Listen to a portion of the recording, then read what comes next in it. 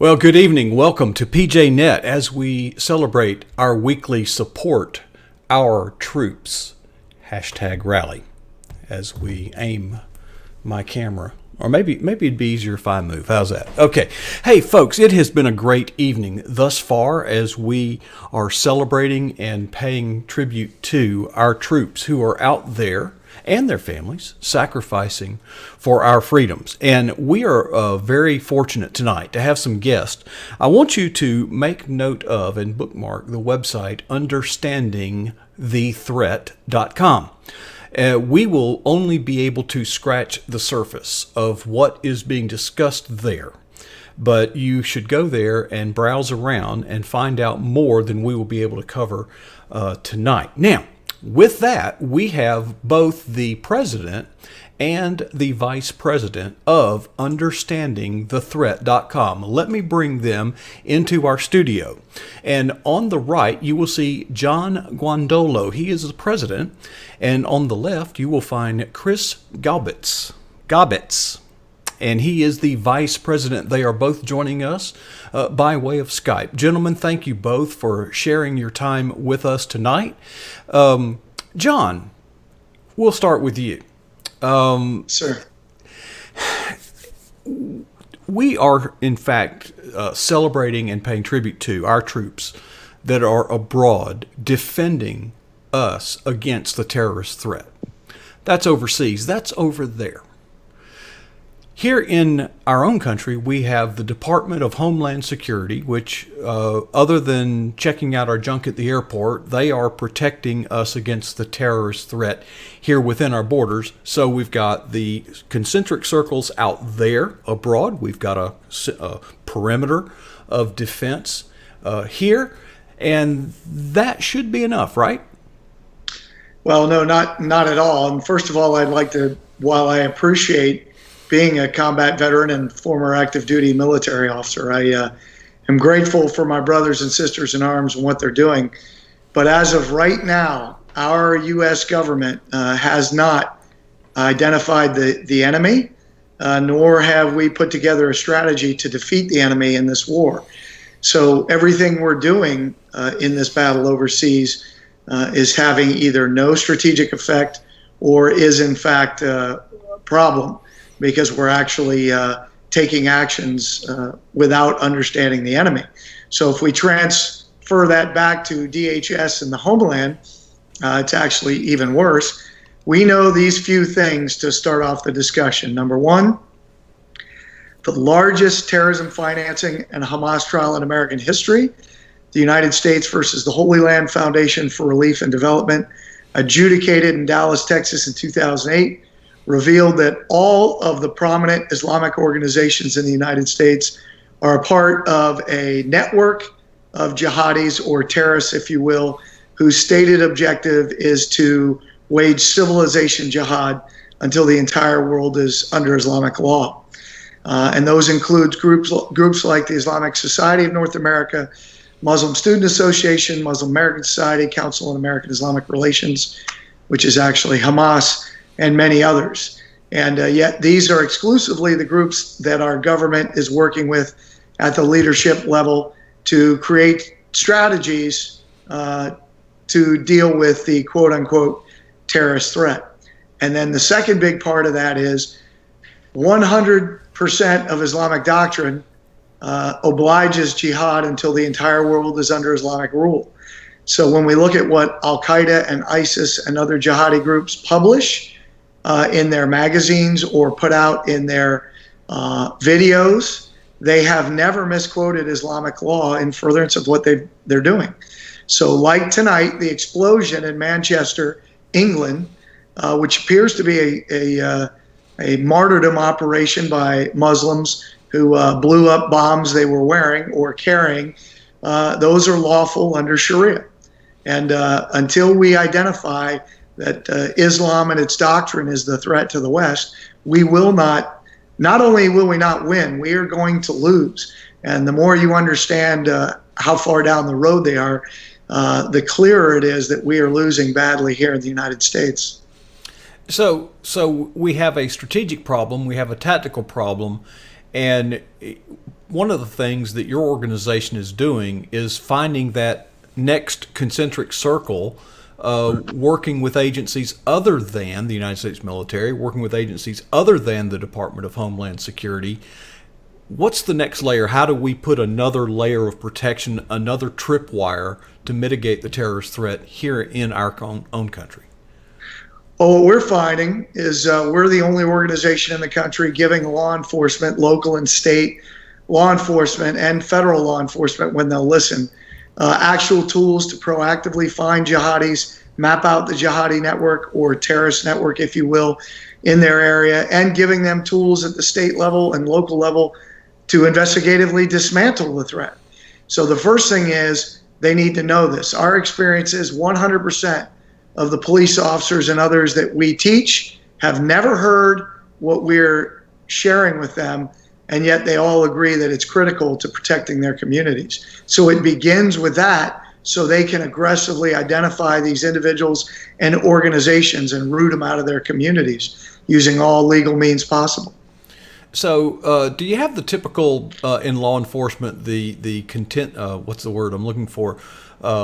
They're fighting jurisdiction. Suppose that you're working with a police department or a sheriff's office, what have you, and you discover a threat. How do you interface with Homeland Security? How do you interface with the military?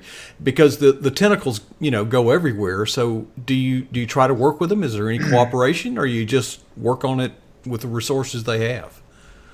Well, it's a mixture of both. So yes, they do work together, DHS, FBI, local and state officials.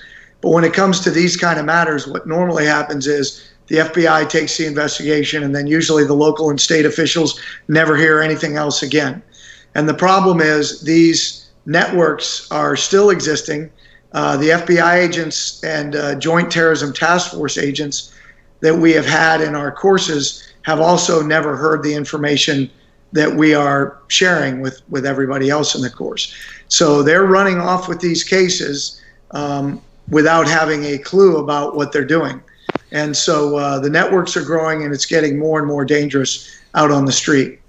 Well, John, without kind of telling the secrets of the course and giving it away, give us a brief, just kind of peel the curtain back a little bit and tell us some of the chapters, if it were a book, some of the things that you talk about in your courses that you have with law enforcement. So the 3-day law enforcement course, first of all, it's 3 days long. It's called Understanding and Investigating the Jihadi Network. And so the entire first day, we give about an hour and 15 minutes of a summary of the threat, and then we give the rest of day one is all about Sharia. Since it is the stated doctrine that 100% of our enemy says they're relying on to do what they're doing, whether it's the 9/11 hijackers, this bombing today in Manchester, the killing of a police officer in Denver, or killing of people by Muslims in Fort Lauderdale or San Bernardino or Orlando or Fort Hood or, name it, Chattanooga. So whatever it is, they say they rely on Sharia. And so the entire day is Sharia. What is it? Where does it come from? And what does it actually say?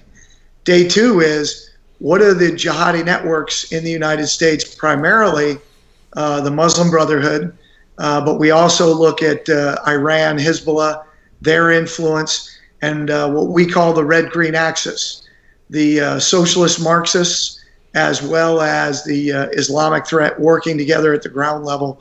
And then day three is an initial look at what is it we're fighting for. We spend 2 days talking about what we're fighting against, but what is it we're fighting for? So we do an opening session on the founding principles as it relates to law and government. And then the entire rest of the final day is, what can they do with this information investigatively? How does knowing this investigation change how you do interviews, how you recruit sources and handle sources, how to deal with the community, and essentially how to identify this threat and map it out and go after it. Wow, that is that's a lot of information. How well, received? How well absorbed do you feel that the participants in these seminars? How well equipped are they before and then after? Well, we ask 2 or 3 questions at the end of every program. And we just finished a program last Thursday in Phoenix, Arizona at the Mesa Police Department, which was heavily protested by the ACLU, the Southern Poverty Law Center, the Anti-Defamation League, all of the local media just about in the Phoenix area, as well as Hamas doing business as CARE and some religious organizations, Jewish and Christian. And yet, 100% of the approximately 100 police officers, including leaders of some organizations in law enforcement, said they've never heard the information, and 100% of them said it's critical to protecting their community. And we actually published an article today that has links to our radio broadcast. You can go to worldviewradio.com and just find my name there and click it and listen.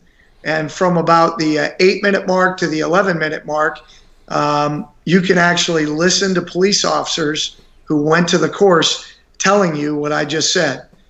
Some of them, 2 of them in particular. One gentleman says, I spent 20 years in the Air Force and I've been in law enforcement for 17 years, never heard any of this. Another guy says, I've been in the military 17 years, law enforcement 13, never heard any of this. So that's what we're talking about. And that's the response we get from nearly everybody in law enforcement that we teach. John, that's outstanding. Hey, folks, listen, Chris has been very, what's the word I'm looking for? Patient. And Chris does have a story to tell, because there is another layer of those concentric circles more at the cultural level, and Chris is going to have a lot to say about that when we're just going to take a short break here, and when we come back, we will hear from Chris, and we will see you on the flip side. Hang on.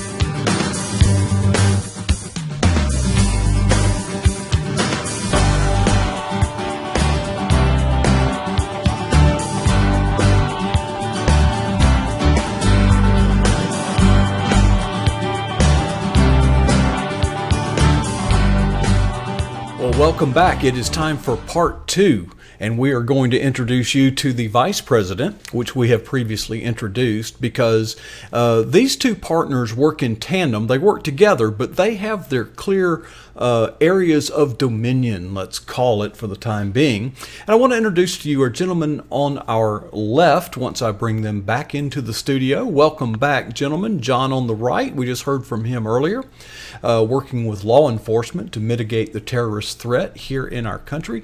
On the left, you will find Chris Gobbets, and Chris has an interesting area that he works in. It is not what you might initially think. It's more cultural. Chris, I don't want to steal your thunder. Tell us your role in tandem with John, as well as what you do apart separately from that with understanding the threat. Sure. So John comes at this with a law enforcement background, having served with the FBI and the Department of Defense training within the government on the jihadi threat. I come at this from a different angle because I actually went undercover with Hamas doing business as CARE, the Council on American Islamic Relations. So when I come at this for training, whether it's law enforcement with John or whether we're training pastors, on this threat. We have unique experiences, but at the end of the day, the information and the threat is the same. We just are able to explain the threat to law enforcement or pastors coming back from our different experiences and backgrounds. Chris, I have done quite a bit of work with pastors, and I tell you, it's hard enough getting into a church on a topic that is germane to everyday church programming. As soon as I start talking politics, they run like cockroaches when you turn the lights off. How on earth, or you turn the lights on, how on earth are you able to find and recruit pastors to invite you in to talk about a very sensitive topic and highly politicized topic? How do they do it? How do you do it?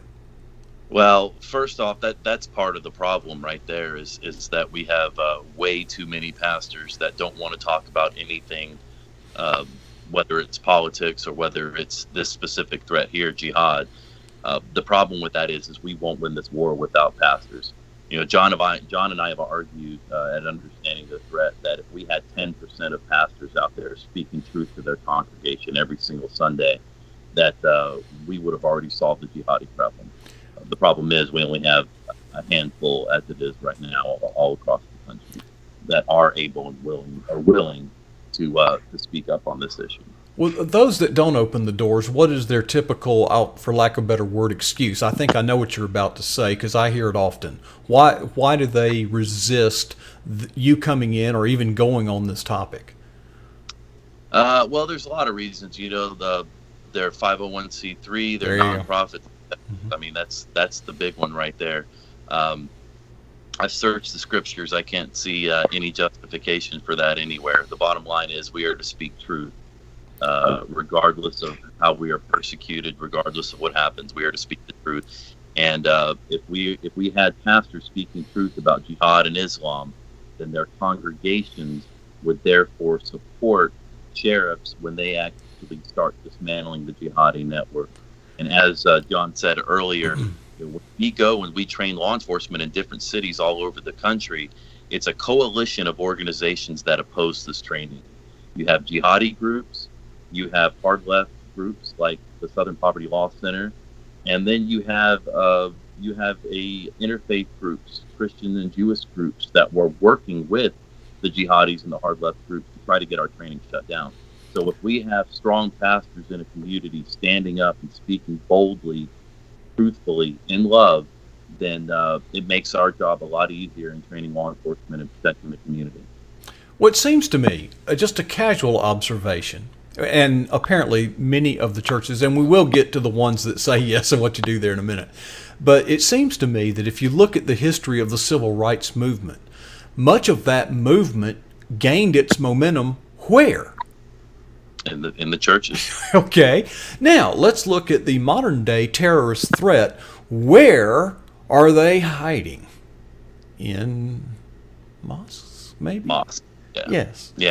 I mean, folks, Yeah. Wake up. Hello. This is not, I'm not an expert. You are the experts. Okay. But I don't think you have to be terribly brilliant to connect those dots because one, you've got some organization, but two, you've got to make a cultural impact. Okay, passing laws and enforcing laws has limits. All right, well, let's move on to something happier. Every now and then you find a church leader or a pastor that says, we need this. What happens then? Kind of take us through, roll it out, and give us an account. Sure. So we feel so strongly about this and understanding the threat that we are willing to speak to any church in America. We don't charge our normal speaking fee or training fee to churches. That's how strongly we feel about this strategy of pastors speaking truthfully. So if there is a church out there that wants to have us come and deliver the message so that they can understand the threat, all they need to do is contact us on our website at understandingthethreat.com, ask us about the program. If they are willing to pay our travel expenses and lodging, then we'll come out and we'll speak to their congregation. And if they're willing to do a love offering, that's great. But the bottom line is we need to get this message out. I mean, just what we saw with Manchester tonight, this is not going away. We cannot wish this threat away. And sheriffs there are sheriffs that are willing and able to dismantle the jihadi network, but they need their community to back them up, and that's where pastors are so key in this war right now. So, is this a new initiative or is this something that has been ongoing? Can you share with us some experiences you've had with pastors? Oh, look, once people hear this message, now this is where it's uniform across the board. Once people hear the message, whether it's law enforcement training or whether it's a congregation at a church, once people hear the truth, it resonates. They know it's truthful, and then immediately within a few hours, the question isn't, is this true? The question is, because we lay it all out with facts and evidence, whether it's church congregations or law enforcement. But the question is always, how can we help? How can we get involved? And we're seeing that across the country as we travel to different church groups and congregations. People know that there's a problem. They may not be able to articulate the problem doctrinally within Islam or jihad or Sharia, but they know at a gut level that there's something wrong. And once we lay it out for them, just like law enforcement, when citizens hear this, it's crystal clear. And the only question they have at the end is, how can we help? Okay, so how well you are a proclaiming, professing Christian? That is correct, I presume. I think Yeah. we've spoken earlier. How do you work with people in the Jewish faith? How do you work with people, of different faiths? Has that ever been a problem? We're willing to work with any group that loves America. I mean, primarily we have a church program and we have a program for synagogues, but any group out there, whether it's Tea Party groups or any civic group, veterans groups, Oath Keepers, anybody that's willing to hear the message and wants to hear the message and loves this country and wants to defend liberty, that we're willing to come out and speak to them. But primarily, as far as our strategy, we feel strongly that we're going to win or lose this war at the state and local level, state by state, county by county. So our main strategy is sheriffs and pastors. So that's why we focus in on the church groups, because pastors are just key to our overall strategy. It's a good tandem. And Chris, John, folks, just let me say, what you're seeing here are the tip of the spear, the warriors on the front line of a new battlefront that many have not considered until now. And again, the website is understandingthethreat.com. And our guest today and tonight is John Guandolo. That is the man on the right. He is the president. And Chris Galbitz on the left. John, you've been very patient. You're the president. I guess we should at least give you the last word. Well, I think Chris did a great job of laying out that our strategy and why it's important. There is a new group, the Faith Leaders of America, and that E.W. Jackson and General Jerry Boykin have helped stand up, and a number of other people that we know and work with. So I would certainly encourage pastors to get involved there. The Black Robe Regiment, both at the state and national level, is another great organization. But I would just say this, it takes courage. If a pastor is saying, I'm not doing X because of a 501c3 status, then he ought to be tossed out of the church, because that is just cowardly, that you're not going to speak the truth because you're afraid of your nonprofit status. There are ways to do this that are savvy, and people have just got to be boldly speaking the truth. And since you brought up the civil rights movement, I'll just end it on this because I think it's important, and because I know a large part of your audience are going to be Christians. When Martin Luther King wrote Strength to Love, and he chastised, both from the letters from Birmingham jail and in that book, Christian pastors for being soft-hearted but also soft-minded.